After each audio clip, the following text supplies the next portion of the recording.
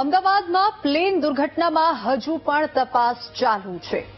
ઘટનાના 30 દિવસ બાદ પણ તપાસ હજુ પણ ચાલુ છે। દુર્ઘટનામાં હજુ પણ કેટલાક માનવ અંગો મળવાના પુરાવો મળ્યા છે। ઘટનાના 30 દિવસ બાદ પણ સાઇટ પર ચાલી રહી છે તપાસ। પોલીસ અને તપાસ એજન્સીઓનું સર્ચ ઓપરેશન યથાવત છે। સુરક્ષા કર્મચારીઓ માસ્ક પહેરીને કરી રહ્યા છે તપાસ। હજુ પણ ક્રેશ સાઇટ પરથી મળી રહ્યા છે માનવ અંગ।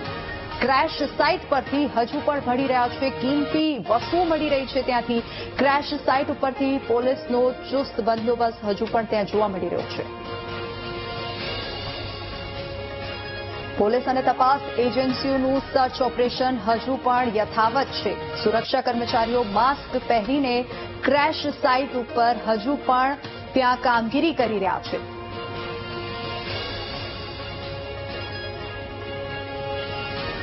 રોજ અમદાવાદથી લંડન જતી એર ઇન્ડિયાની ફ્લાઇટ ક્રેશ થઈ હતી। ક્રેશ સાઇટની આ દ્રશ્યો તમે સીધા જોઈ રહ્યા છો વીટીવી ઉપર।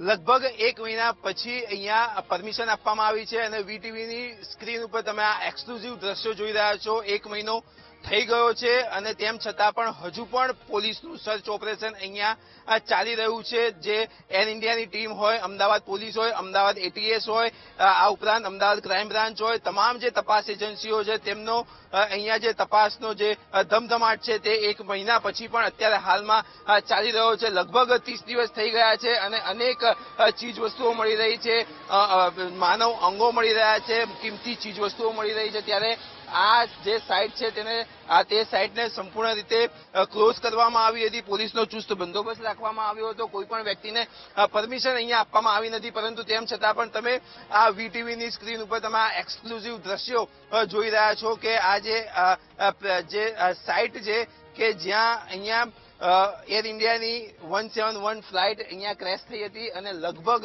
270ની આસપાસ પેસેન્જર સહિત આસપાસના લોકોના અહીંયા મૃત્યુ થયા હતા। લગભગ આ તપાસ છે હજુ પણ 2 મહિના ચાલશે।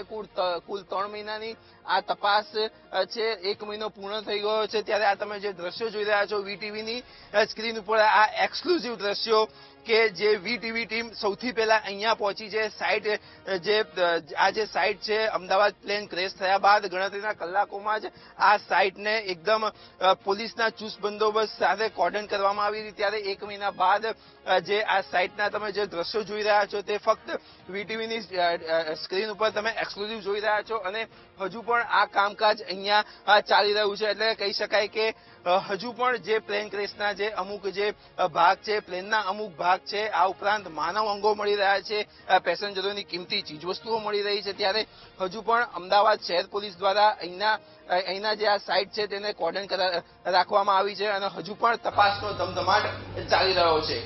કેમેરામેન રાજેશ ગઢવી સાથે પાર્થ જાની, વીટીવી ન્યૂઝ, અમદાવાદ।